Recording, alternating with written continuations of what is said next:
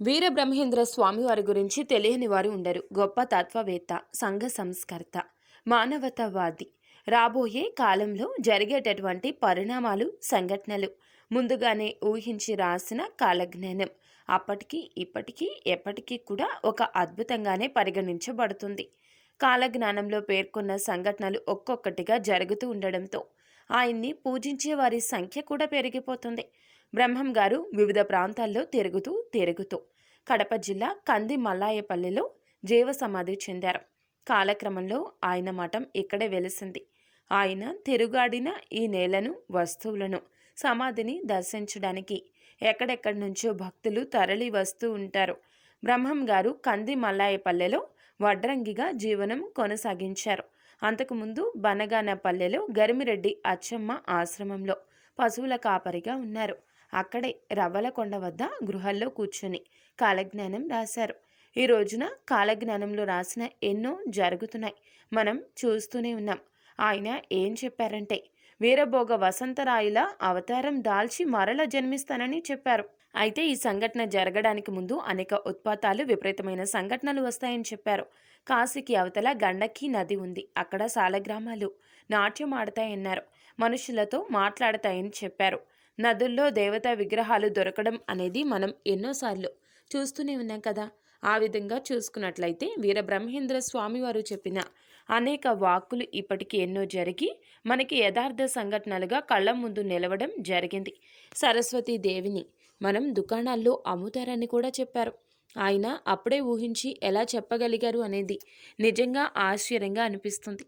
ఈ రోజున చదువుకోవడం అంటే చదువు కొనడమే జరుగుతుంది. ఎల్కేజీ నుంచి చూస్తే ఏ చదువుని అయినా లక్షలు పోసి కొనాల్సి వస్తుంది. నిజంగానే విద్య అనేది అమ్మకపు వస్తువు అయ్యింది. కష్టపడి చదవకపోయినా ఉత్తీర్ణులను చేసేసాయి, అంటే పాస్ చేసే స్కూల్స్, కాలేజెస్ వచ్చేసాయి. అది కాదు అనుకుంటే మనం తిన్నగా వెళ్ళిపోయి ఎటువంటి డిగ్రీ సర్టిఫికేట్ కావాలన్నా కూడాను కొనుక్కునే సౌకర్యాలు ఈరోజు పుష్కలంగా లభిస్తున్నాయి. కనుక బ్రహ్మం గారు చెప్పినట్లు సరస్వతీదేవిని అమ్మేవారు అమ్ముతున్నారు, కొనేవారు కొంటున్నారు. ఒకప్పుడు విద్య అంటే గురువుగారి అనుమతితో ఆయన దగ్గర నేర్చుకోవాల్సి వచ్చేది. గురుదక్షిణగా ఏవైనా డబ్బులు ఇవ్వడాలు ఉండేవి కాదు. గురువుని గౌరవించేవారు, దేవుడితో సమానంగా చూసి విద్య నేర్చుకునేవారు. కానీ ఈ రోజున విద్యని ఎలా కొనుక్కుంటున్నామో చూస్తున్నాం, విద్యకి ఎన్ని లక్షలు పోస్తున్నామో చూస్తున్నాం.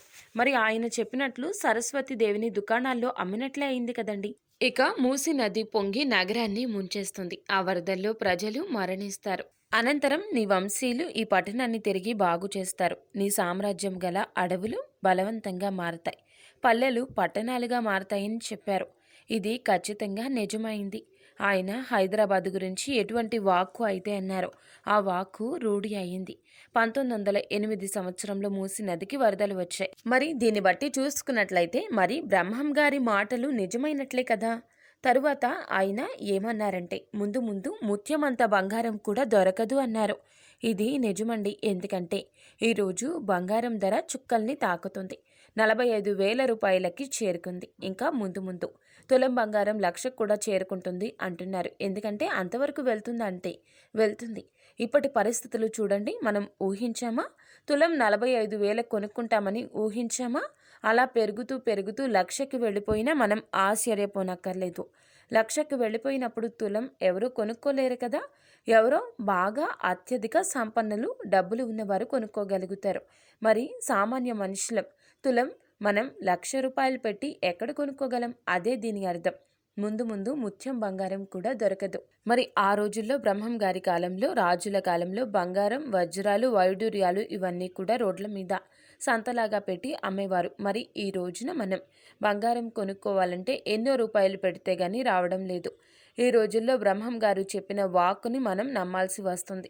ముందు ముందు ముత్యమంతా బంగారం కూడా దొరికే అవకాశం కనిపించడం లేదు. తరువాత ఆయన స్త్రీలు పరపురుషులతో యథేచ్ఛగా తిరుగుతారని ఇదే విషయాన్ని బ్రహ్మం గారు చాలా సందర్భాల్లో చెప్పడం జరిగింది. స్త్రీ పురుషుల్లో కామ వాంఛ పెరిగి వావి వరసలు మాయమైపోతాయి అని దాని అర్థం. అది నిజమని మనం నమ్మాల్సి వస్తుంది. ఈరోజు వార్తలు చూస్తుంటే ఎటువంటి అక్రమ సంబంధాలని చూస్తున్నాం. తండ్రి కూతురు అని కూడా చూడడం లేదు. అన్న చెల్లెల మధ్య ఏర్పడుతుంది. కొన్ని మనం తలచుకొని చెప్పడానికి కూడా బాధ కలిగే విధంగా వావి వరుసలు మర్చిపోయి సంబంధాలు పెట్టుకోవడం అనేది తరచుగా వార్తల్లో చూస్తున్నాం. దీన్ని బట్టి చూస్తే బ్రహ్మం గారు చెప్పిన వాక్కులోనూ ఎన్నో విషయాలు ఫలించినట్లుగా మనం భావించాల్సి వస్తోంది. బ్రహ్మం గారి కాలజ్ఞానంలోని విషయాలు అన్నీ కూడా ఈరోజు మరలా తెరపైకి రావడానికి కారణం. జరుగుతున్నవి అన్నీ కూడా చూస్తున్నాం. ఆయన కోరంకి వ్యాధి వచ్చి ఎంతోమంది మరణిస్తారని చెప్పారు. ఈరోజు మహమ్మారి కారణంగా ఎంతమంది మరణిస్తున్నారో చూస్తున్నాం. ఎన్ని దేశాలు అతలకుతలం అయిపోతున్నాయో చూస్తున్నాం.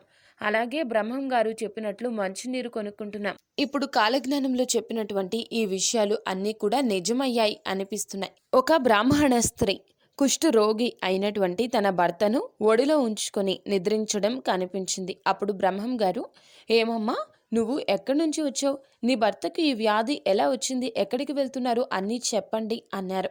అప్పుడు బ్రాహ్మణ స్త్రీ చెప్పినవి అన్నీ విన్నాక బ్రహ్మం గారు, ఇక మీ కష్టాలు అన్నీ పోయినట్లే. మీ గత జన్మ పాపం వల్లే ఈ వ్యాధి వచ్చింది. మిమ్మల్ని ఈ పాపం నుండి విముక్తి చేస్తాను అంటూ అభయాన్ని ఇచ్చారు. తర్వాత కుష్ఠ వ్యాధితో బాధపడుతున్న బ్రాహ్మణ యువకుణ్ణి ఒక్కసారి తన చేతితో తడిమారు. అంతే, ఆ బ్రాహ్మణుడి కుష్ఠ వ్యాధి పూర్తిగా తగ్గిపోయింది. తర్వాత స్వామివారు ఆ దంపతులకు పంచాక్షరి మంత్రాన్ని ఉపదేశించడం జరిగింది. ఇలా ఆయన తన శిష్యులతో ప్రయాణం చేస్తూ మధ్యలో బాధలో ఉన్న వారిని ఓదారిస్తూ కాలజ్ఞానం చెప్తూ ఆయన తిరిగి తన స్వస్థలానికి చేరుకున్నారు. ఇక్కడే ఒక అరుదైన సంఘటన జరిగింది. అది ఏమిటంటే, ఆ ఊరి గ్రామ దేవత పోలేరమ్మ జాతర నిర్వహించడానికి అందరూ చందాలు వేసుకుంటూ ఆయన్ని కూడా అడిగారు. అప్పుడు ఆయన నిరుపేదాన్ని చందా ఇవ్వలేను అని చెప్తారు. కుదరదు, ఇవ్వాల్సిందే అని గ్రామస్తులు పట్టుబట్టడంతో అమ్మవారి దర్శనం చేసుకున్నాక ఇస్తాను అని చెప్పి రచ్చబండ దగ్గరికి వచ్చారు బ్రహ్మం గారు. అక్కడే చుట్ట కాల్చుకోవడానికి నిప్పు కావాలని చుట్టూ ఉన్న వారిని అడిగారు. వారు లేదు అనడంతో, పోలేరమ్మ, చుట్ట కాల్చుకోవాలి, నిప్పు తీసుకురా అంటూ పెద్దగా కేక పెట్టారట బ్రహ్మం గారు. వెంటనే మండే నిప్పు కర్ర స్వామివారి చెంతకు వచ్చింది. శ్రీ స్వామివారు చుట్ట కాల్చుకొని, ఇక చాలు తల్లి తీసుకుపో అనగానే పోలేరమ్మ గుడిలోకి వెళ్ళిపోయిందట. ఇప్పటికీ కూడా రచ్చబండ పక్కనే పోలేరమ్మ గుడి కనిపిస్తూ ఉంటాయి. శ్రీ ఈశ్వరమ్మ గారు బ్రహ్మం గారి మనమరాలు. ఈమె కూడా పుట్టుకతోనే బ్రహ్మజ్ఞానిగా పిలువబడింది. ఈమె సమాధి కూడా కందిమల్లాయి పల్లెలోనే ఉంది. నవరత్న మండపం కూడా సందర్శించదగినది. ఈ రిజర్వాయర్కు గల మరో పేరు సూరంపల్లి రిజర్వాయర్. ఇది తెలుగు గంగా ఇరిగేషన్ ప్రాజెక్టులో ఒక భాగం. దీని శిలాఫలకాన్ని స్వర్గీయ ఎన్టీ రామారావు గారు స్థాపించారు. చుట్టూ కొండలు, మధ్యలో రిజర్వాయర్ కూడా పర్యాటకుల్ని ఆకర్షిస్తుంది. కందిమల్లాయి పల్లెకు పొరుగున ఉన్న ఓబుల్ రాజుపల్లె నారాయణ స్వామి ఆశ్రమానికి ప్రసిద్ధి చెందింది.